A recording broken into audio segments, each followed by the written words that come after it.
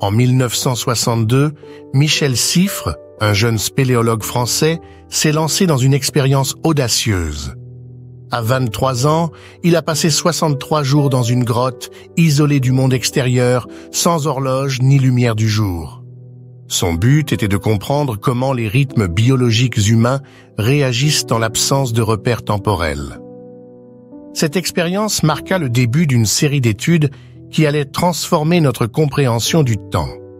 Siffre a découvert que les humains possèdent une horloge biologique interne.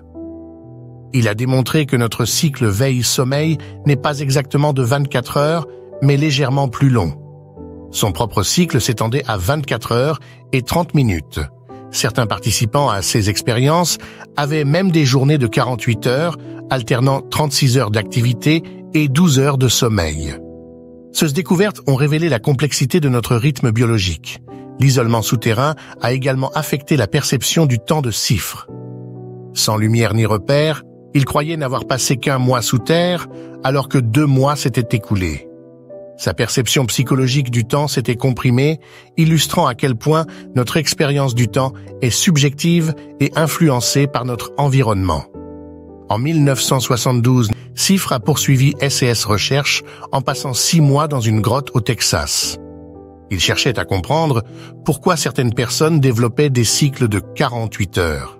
6 études ont contribué à la naissance de la chronobiologie, la science des rythmes biologiques humains. Grâce à ces travaux, nous savons aujourd'hui que notre corps peut fonctionner indépendamment des cycles naturels de la Terre.